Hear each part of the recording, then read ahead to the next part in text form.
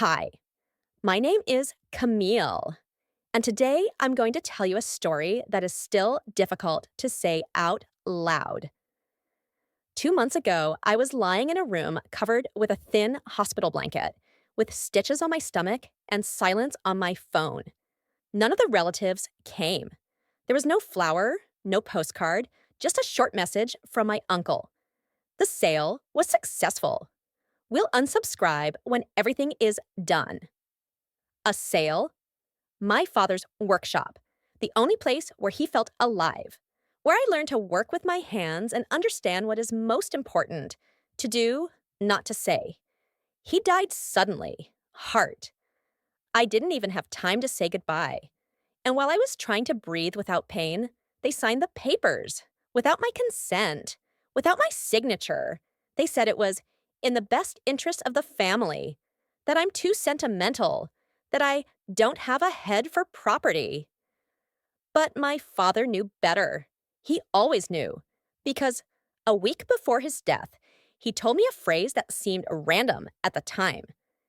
Cam, if you ever become a stranger in this workshop, find the upper beam under the clock. I left something behind for us. I didn't understand it then. Now, it all started with her.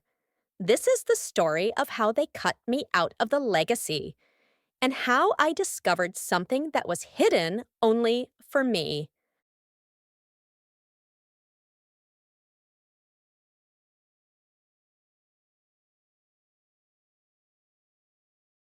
The gravel crunched under my boots, slow and unsure, like even the stones were asking why I'd come back. It was early evening, the kind where the light turns everything gold, even lies.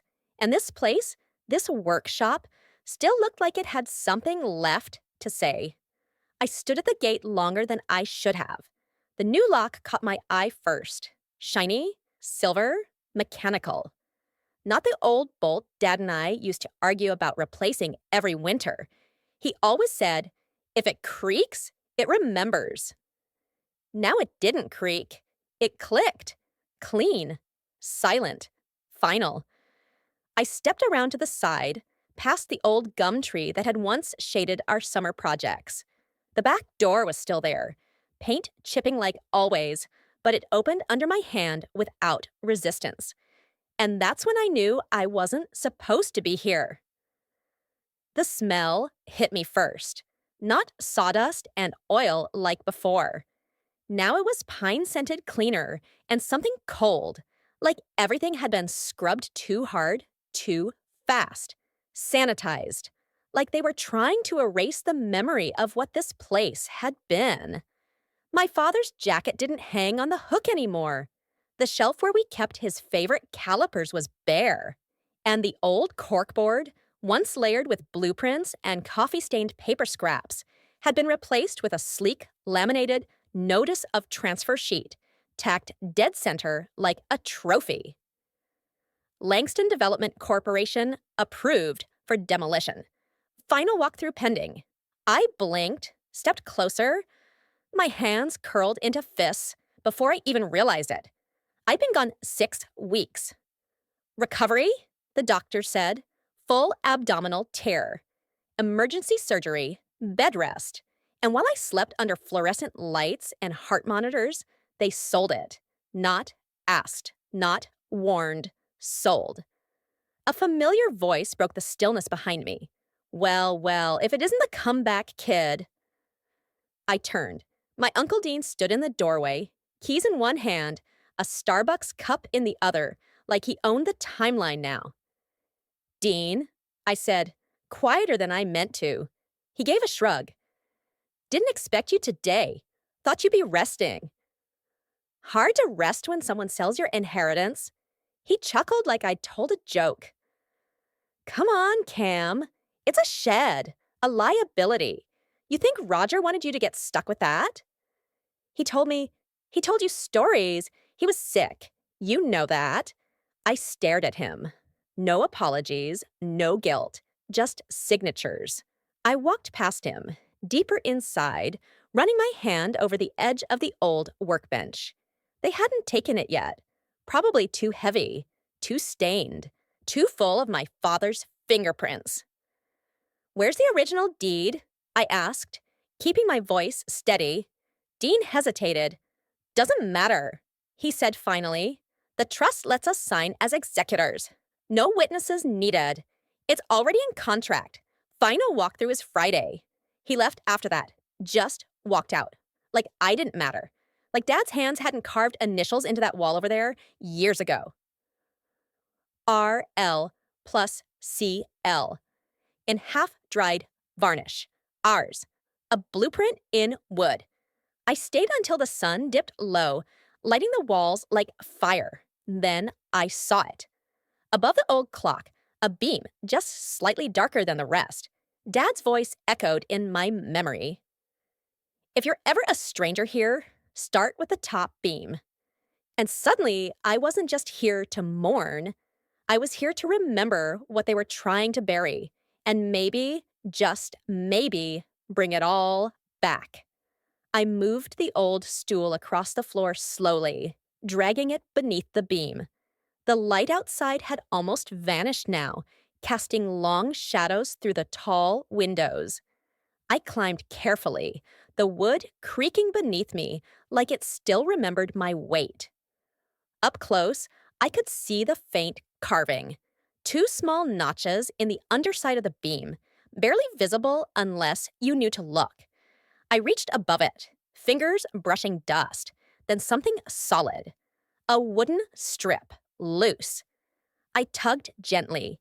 It came free with a soft snap. Inside the hollow beam was a cloth-wrapped bundle. My hands shook as I pulled it down, breath caught between memory and disbelief.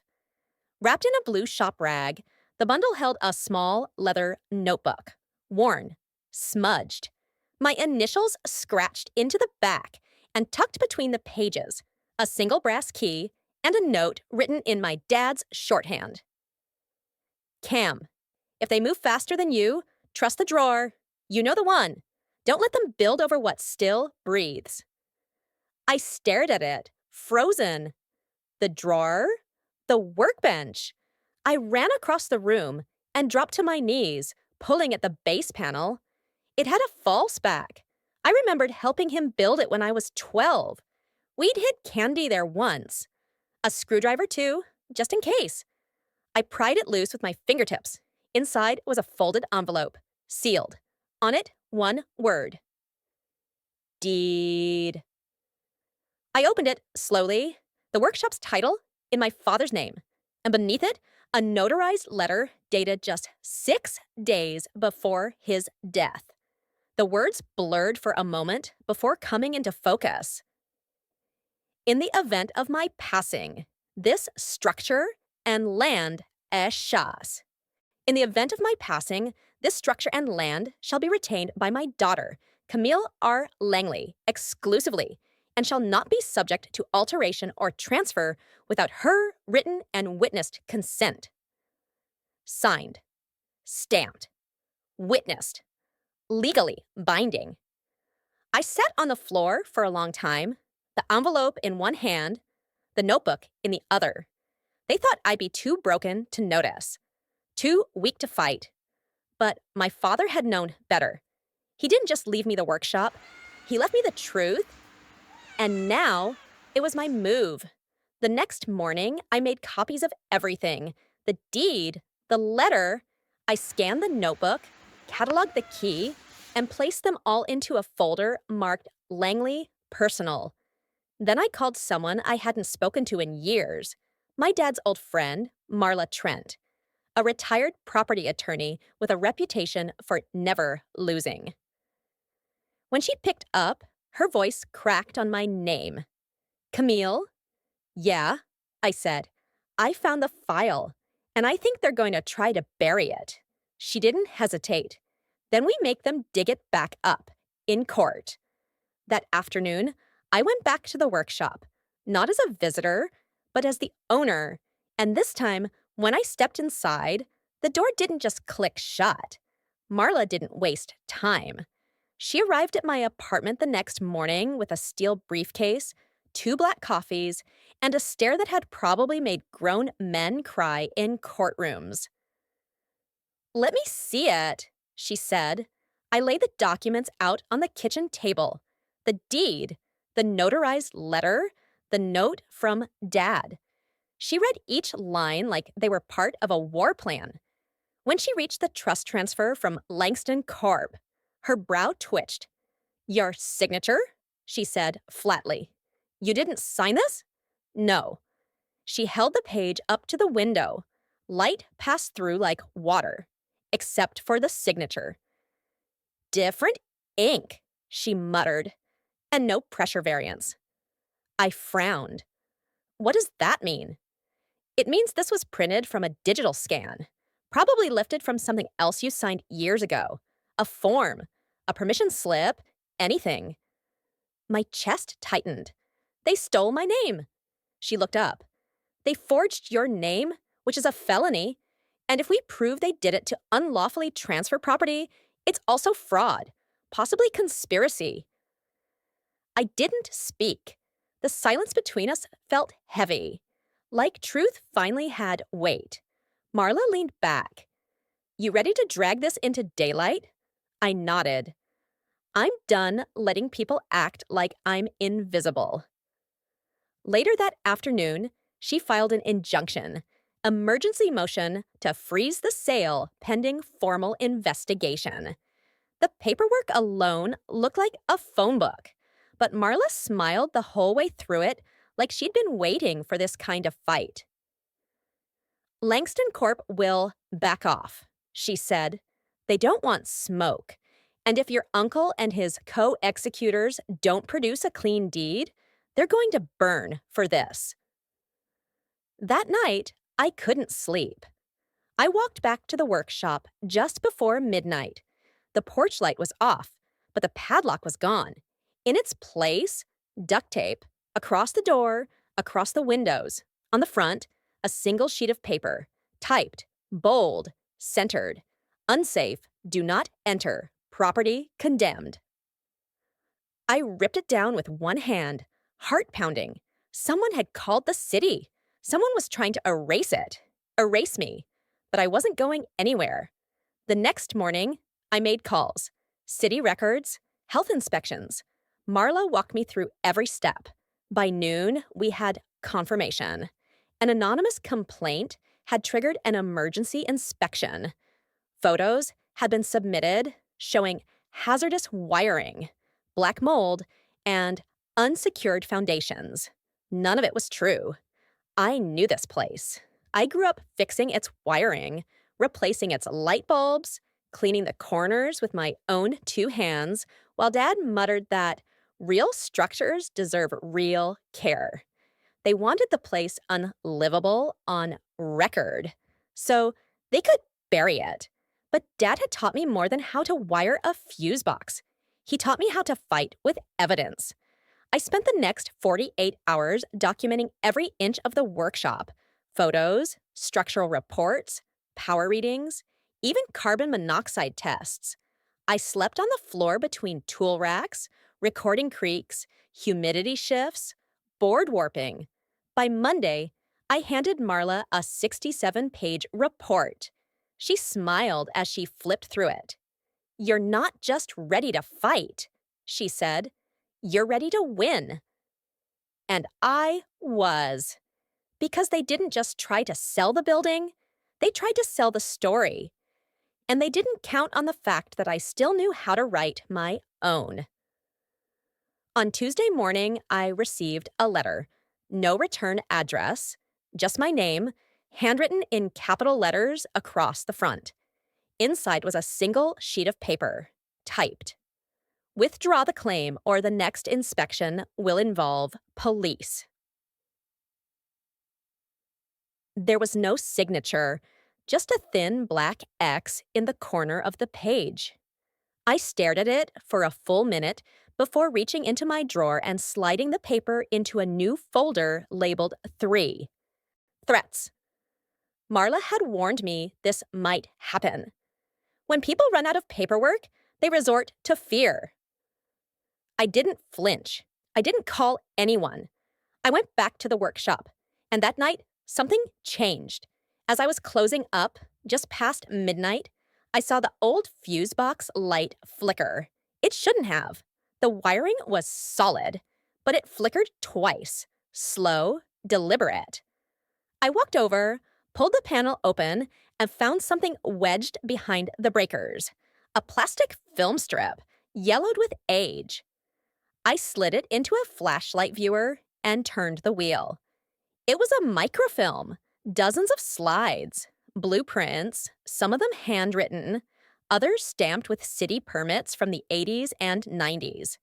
My father's old plans, expansion documents, land titles, and at the end, a note scrawled on the last frame. If they ever try to build over this, show them what's underneath.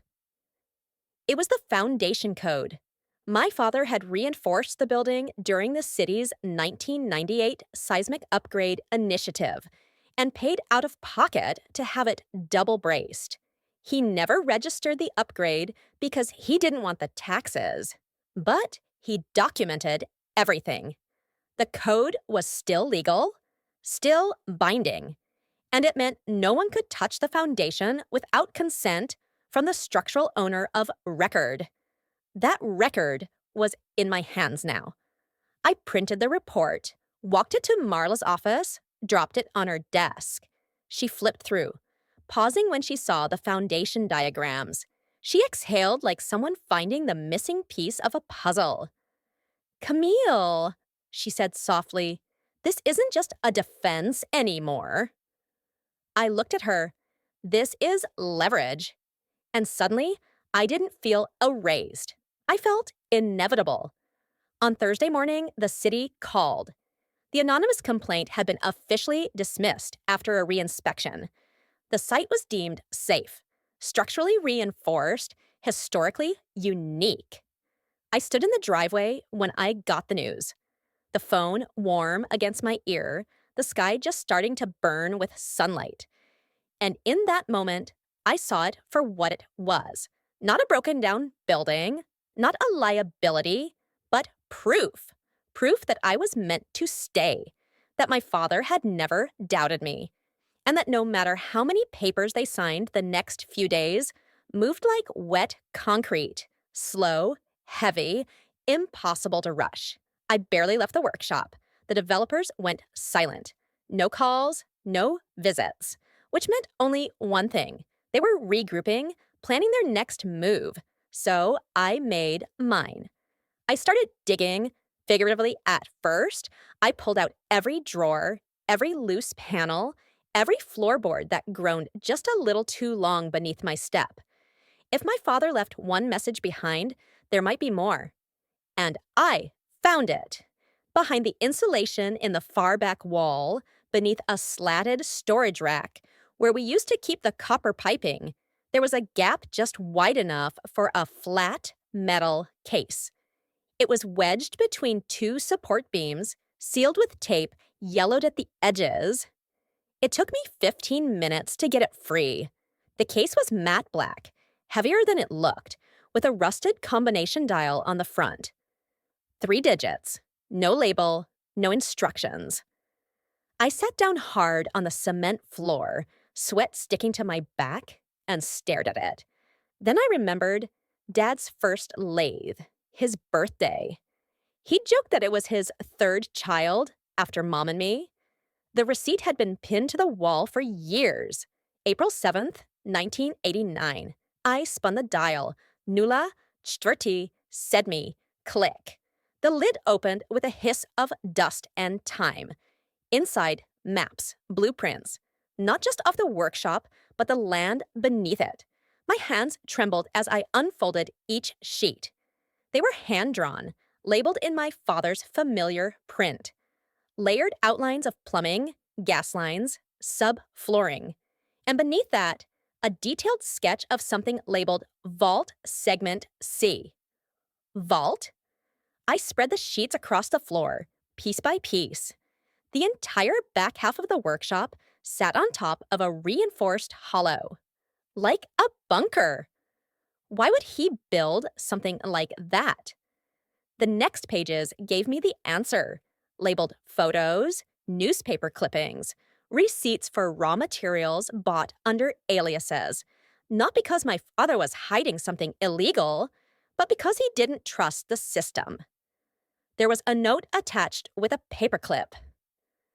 Cam, if the house falls, let this stand. They'll come for the surface, but they won't look deep enough. I sat there for a long time.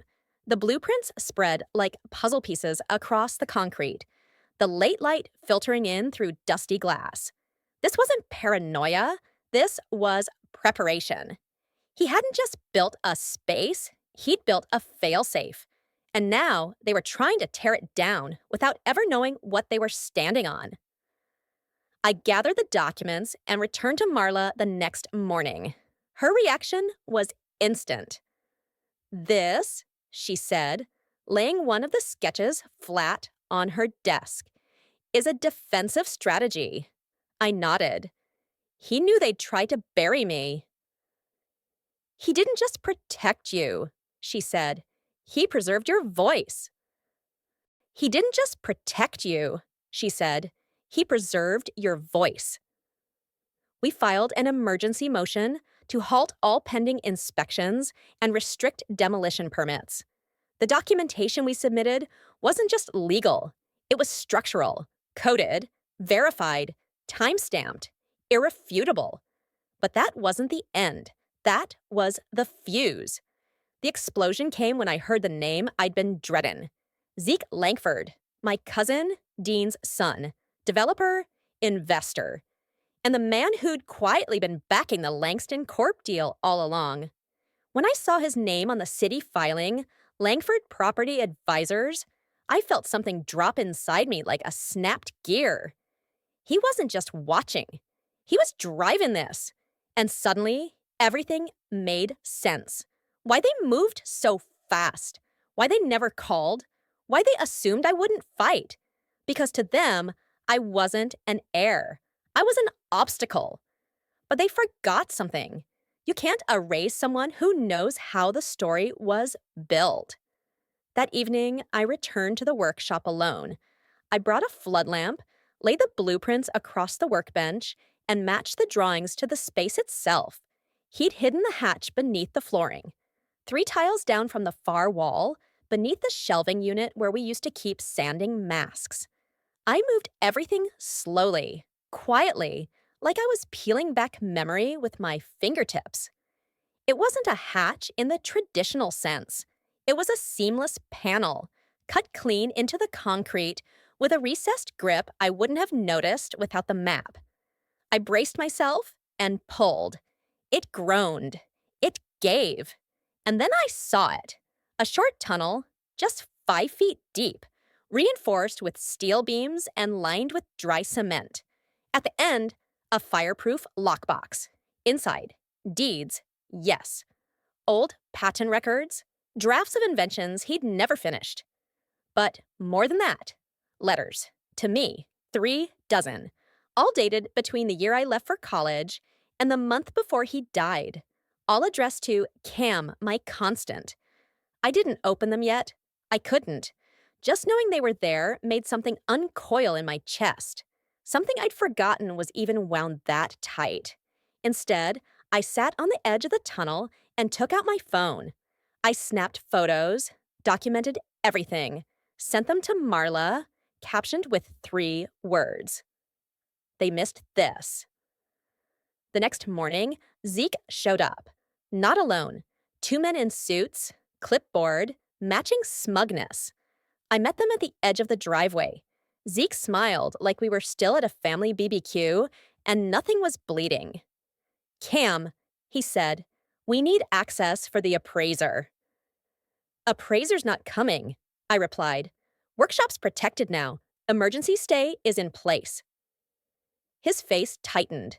The smile didn't reach his eyes this time. "You're making this hard." "No," I said. "You did that when you signed my name." He stepped closer. "Look, this was never personal. You forged my name. That was my dad. I didn't even— You submitted the paperwork." I held up my phone, clicked open the scan of his name on the title transfer. The silence between us was thick. Then I added, "And I have something you don't." He blinked. "What's that?" I smiled. "Proof." His eyes flicked past me to the workshop. Then he turned. No goodbye, no threats, just the sound of retreat. Because he knew court dates don't feel like justice. They feel like waiting rooms with better lighting. But the day finally came. Marla handed me the finalized motion bundle in the car. "Camille," she said, "they're still hoping you'll panic and walk away." I didn't. I'd already done my running. We walked into the courthouse together. No fanfare, no press. Just two women carrying more truth than the other side had lies. Zeke was already inside. So was Dean. My uncle wore a blazer he hadn't dusted in years, and the look of a man who still thought charm could substitute for ethics. His attorney was younger than me, overconfident, and underprepared. They thought I'd break. Instead, I opened with a motion to admit the forged signature as evidence. The judge, a sharp-eyed woman in her 60s, lifted a brow. "You have documentation?" "Yes," Marla said, sliding forward the forensic report. "Ink inconsistency. No pressure impression. Digital lift from a 2018 rental agreement signed by Camille Langley." The attorney fumbled. "This is circumstantial." I spoke clearly, calmly. I was in another state, at a conference. I have time-stamped video of my presentation. I wasn't in Texas. I couldn't have signed anything. Zeke shifted. Dean wouldn't meet my eyes, but it wasn't enough just to show I hadn't signed. I needed to show what they tried to take. So I presented the foundation codes, the microfilm, the blueprint documentation, the fireproof lockbox, and then the letters. I read one aloud. "Cam, if they ever try to replace your hands with someone else's, remind them who built this place." My voice broke. But I didn't stop. The judge listened. And then the appraiser's report landed like a hammer. Based on the discovered structure beneath the workshop and the archival blueprints, the land had doubled in value. Not just sentimental, not just historic, protected, legally, structurally, irrefutably. Dean's attorney tried a final angle: emotional manipulation. She's grieving. This is emotional retaliation. She's clinging to memories instead of letting go. I stood again. My father didn't leave me this workshop so I could let go. He left it so I'd have something to hold onto when everything else tried to disappear. And that's when the judge spoke. "Motion to dismiss the forged transfer is granted. Emergency stay is upgraded to permanent injunction. Property is to remain in sole possession of the heir, Camille Langley." I didn't smile. I didn't cry. I just closed my folder. Because this wasn't the end. This was just the wall around the truth finally locking into place. But as we walked out, Zeke followed. "Cam," he said, "you didn't have to scorch the earth." I turned. "You tried to bury me under it." He looked like he wanted to argue. Instead, he walked away. But Marla leaned in and said quietly, "He'll be back." They always come back. The question is, what are you building before they do? And I knew the answer. Something louder than silence. Something that remembered. I didn't go home right away. Instead, I drove back to the workshop. My workshop. The lock clicked beneath my key like it was exhaling. Inside, the light filtered through the tall windows, brushing against the wood grain, and I thought it was over. Thought the hearings, the letters, the walkouts, that was the end of the fight. But endings don't always come quietly. Sometimes they arrive as fire. It started with a phone call. 2:43 a.m. unknown number. I almost didn't answer. Ms. Langley? A voice said. There's been an incident at the Langley property. My feet hit the floor before I could form a question. I drove in silence, headlights flickering across dark stretches of road I'd driven since I was 16. The same turns, the same shadows. But when I rounded the corner onto Ella Street, everything was different. Red and blue strobes, caution tape fluttering like a war flag, and the workshop blackened.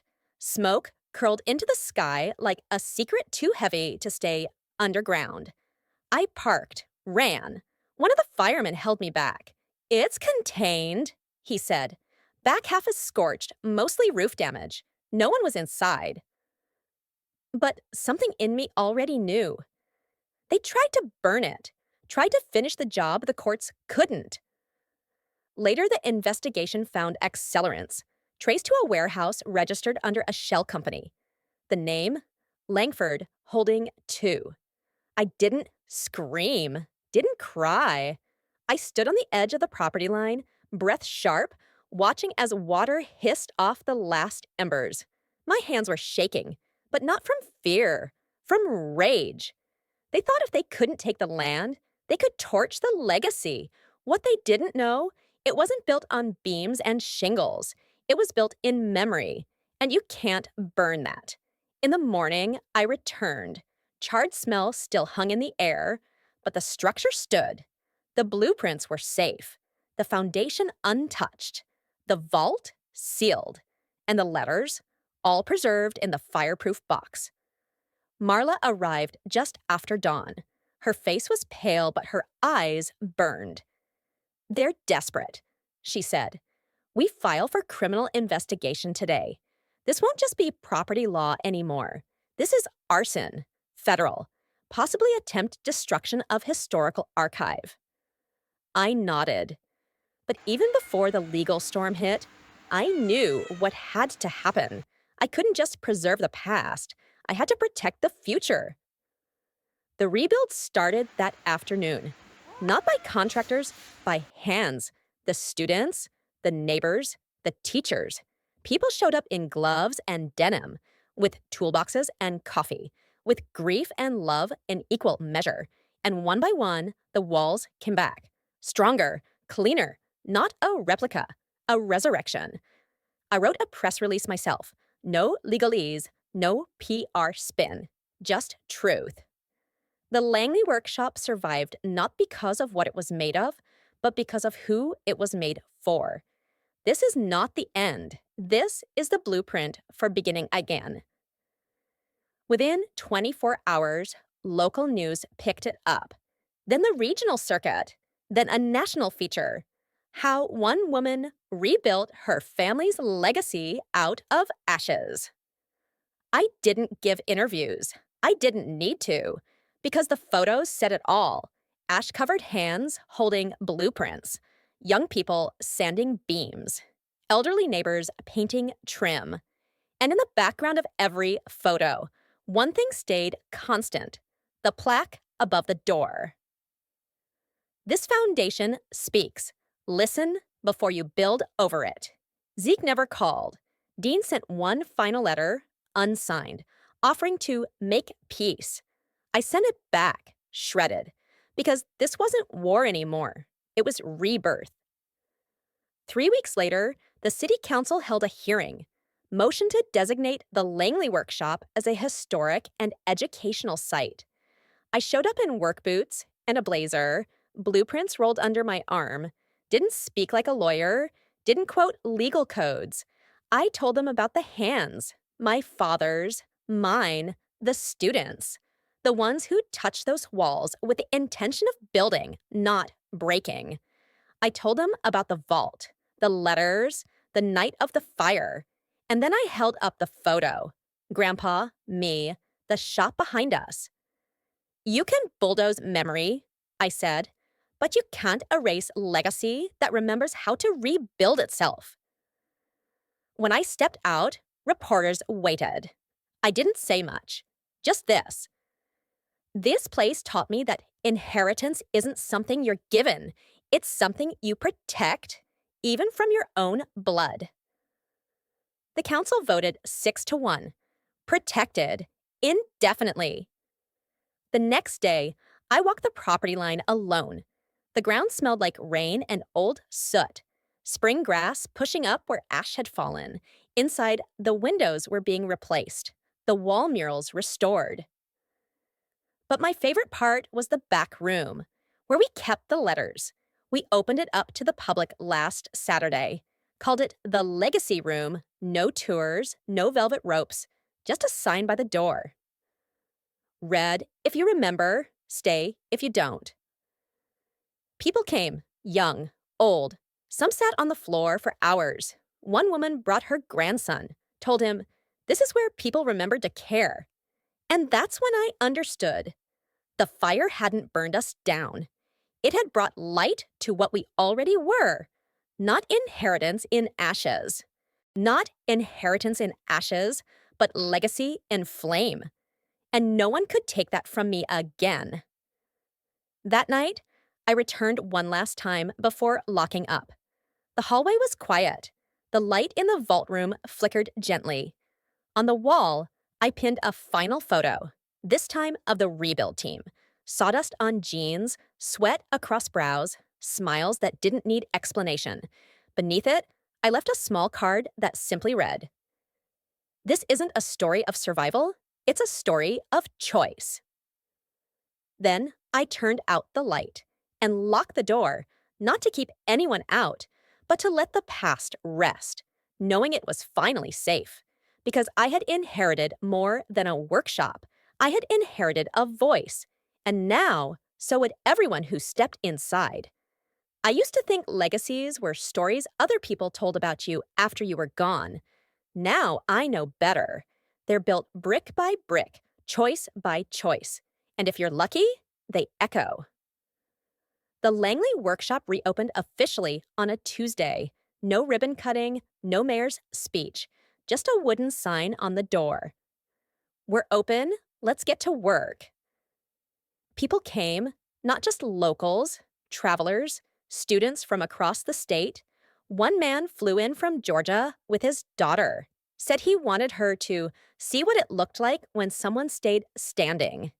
I didn't do interviews, didn't tour the press. I taught woodwork, blueprint reading, circuit safety. Every class ended with the same sentence. This place wasn't saved by luck. It was saved by knowing where the wires run and who holds the fuse. In the evenings, I cleaned, swept sawdust, sorted screws, filed new letters, this time from students. Thank you for seeing me. I never thought I'd belong in a place like this. I finally remembered how to build. Each one went into a drawer labeled New Flame. It wasn't about me anymore, and that was the point. One Friday night, Marla came by. She walked through the shop, slower now, tracing her fingers along the old steel vise Dad never replaced. "He'd be proud," she said. I didn't answer right away. Then I said, "I think he'd be relieved." Because this wasn't a shrine. It wasn't a victory lap. It was a future. One built on truth, on fire that didn't destroy, but cleared the way. That week, I opened an application for community fellows, young people who had lost something, been erased, overlooked. We called it the Foundation Grant. And we gave them keys, real ones, because no one should have to break in to be believed. By the end of the month, 5 new workshops had joined the network: Langley North, Langley East, Langley Women's Woodshop, and 2 mobile units. None of them bore my last name, because the name didn't matter. The story did. The walls of the original workshop began to fill with names. Not carved, painted. Each person who came through and built something, anything, was asked to sign the beam above the south wall. One day, a girl no older than 10 stepped inside with her grandfather. She was shy, clutched a wooden car she'd carved at summer camp. "Do I have to be important to write my name?" she asked. I kneeled beside her. "No," I said. "You just have to remember that you matter." She smiled, signed in blue chalk. Her name, Tessa. The next morning, I added my father's name at the very top.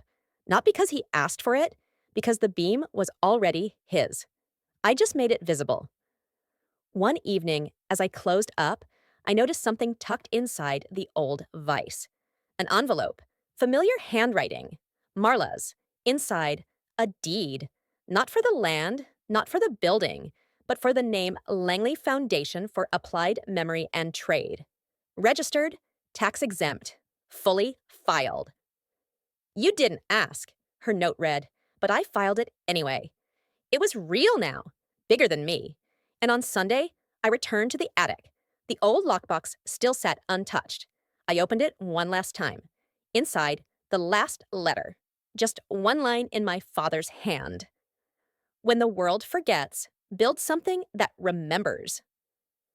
That night, I wrote my own letter. To whoever finds it next. To whoever's told they don't belong. To the girl who might have to fight twice as hard just to keep what's hers. I wrote, "You're not just a name they forged, you're the name that held." And I left it in the safe, under a blueprint and a key. That spring, we hosted our first full exhibit. Photos, letters, tools, smudged blueprints, scars on the benches. All the beautiful mess left behind by making something real. We called the show Proof of Work. No plaques, no spotlights, just evidence. People cried. They whispered in front of the framed drawings, touched the grooves in the wood, left notes of their own in the community box by the door, and I watched it all from the back corner, arms folded, heart steady. One man approached, soft-spoken, tears in his eyes.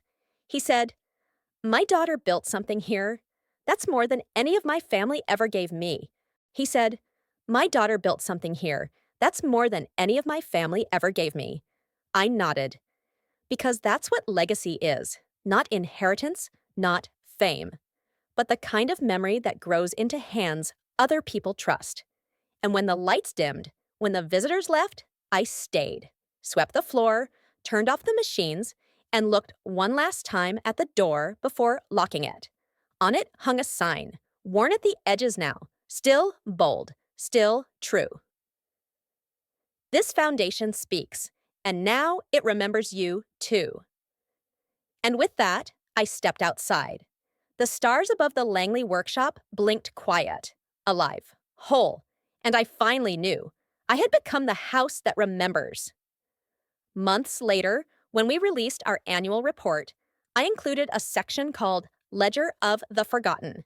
It listed every fellow, every project, every tool repaired. Each entry was paired with one sentence, what they'd been told they'd never do, and what they did anyway. Camilla J. told she was too soft to lead. Now mentors 12 girls in mechanical design. Omar L. flunked out of school. Built a low-cost filtration system now used in 6 counties. No one asked for recognition, but everyone deserved to be written back in. That's what the Langley workshop became. A re-entry point. A home for the almosts. And in that final entry, I added one more line. Mine. Camille Langley, told to let it go. And then built something that never had to be held.